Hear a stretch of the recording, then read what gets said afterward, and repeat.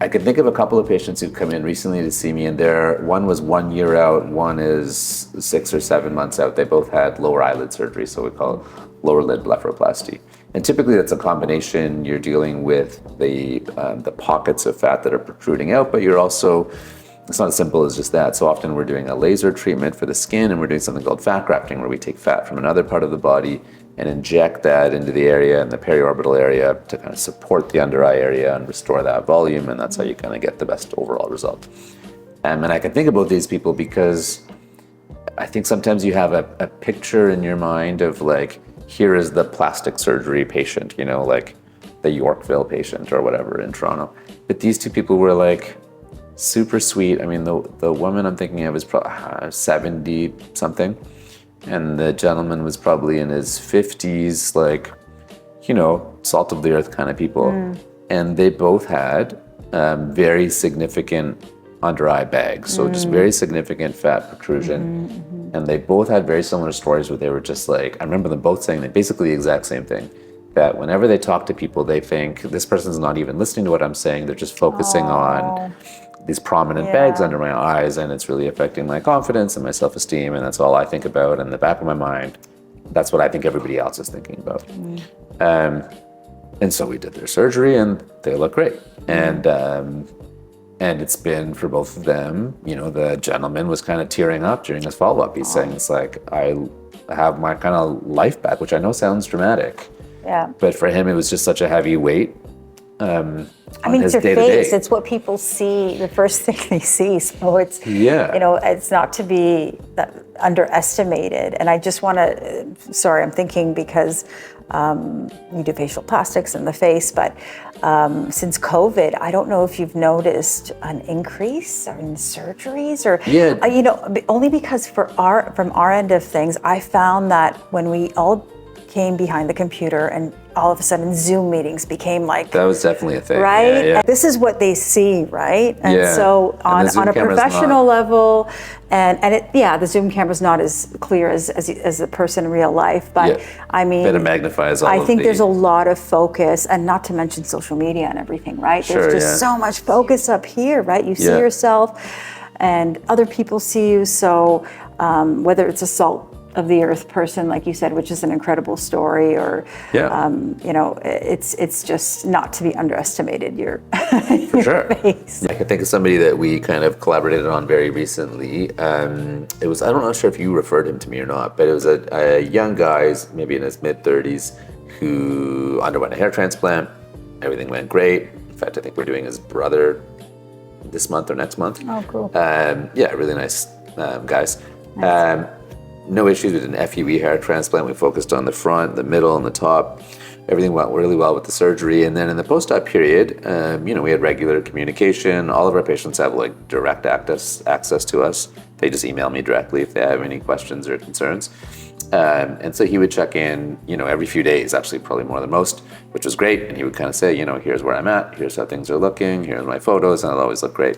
And then maybe like 2 or 3 weeks into the post-op period, he sent some photos saying he was having some issues with the scalp in terms of like excess, what he described as kind of scaling and kind of plaques and that sort of thing, which we don't typically see very often. So long as everybody kind of follows their detailed kind of post-op regimen, then it's usually smooth sailing. But this was something that I can't say I'd seen before. So I, with his permission, forwarded the photos to Caroline and sought her advice to see if she had any suggestions. And the suggestions were amazing. It was literally like, step 1, do this, step 2, do this, step 3, do this, which I just copied and pasted. And then like a week later, he messaged me and said things are way better.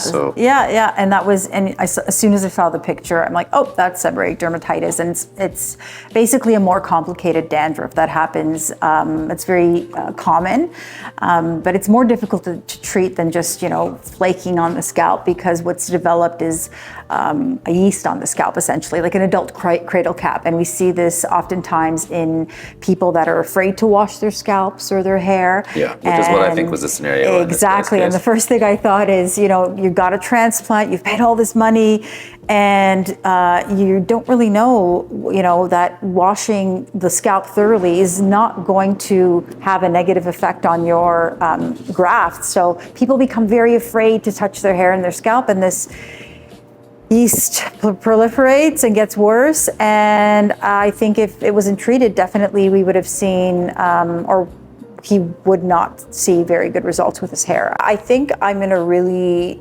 fortunate position because I, first of all, am an outlet for people's pain and suffering that, they experience when they experience hair loss. So the fact that I'm just able to sit there and listen to their stories and give them answers. So, recently I had a woman come in to see me who saw multiple doctors, saw multiple actually trichologists as well, and was told countless times that the reason she's losing her hair is because of aging. So / maybe an undertone of this female pattern hair loss. But when you looked at her hair, the density was really, really good.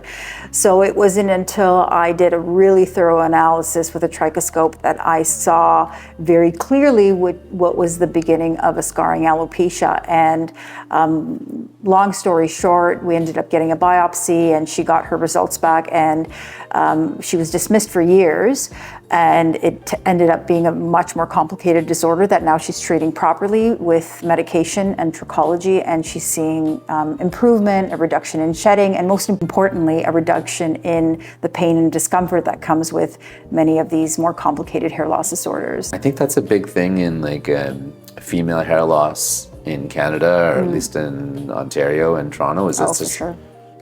There's it's like a very underserviced population. Like, it's so hard. We hear this all the time.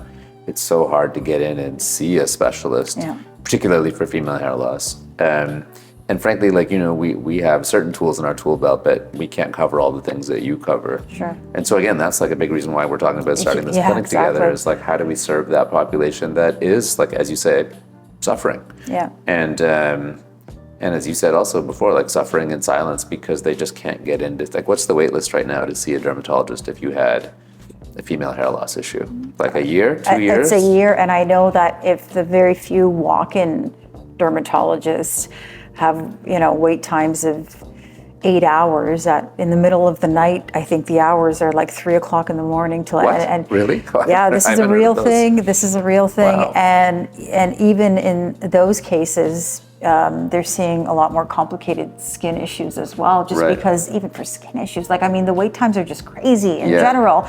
And hair loss is so low on the, I don't know if this is accurate to say, but on the totem pole of priorities, because no matter what kind of hair loss issue you're facing, ultimately it's probably not life-threatening.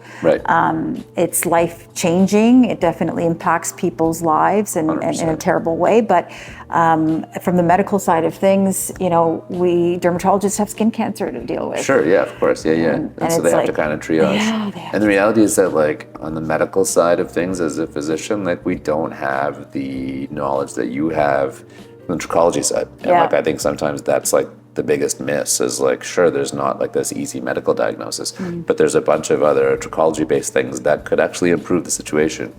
Never mind the fact that you teach a course and you also know all the medical stuff too. So I imagine you make some pretty significant impacts on people's lives every day. Well, we hope so. We both do. I mean, that's why we're fighting the good fight and talking today, because there's a real need and we're here to fill that need. Yeah.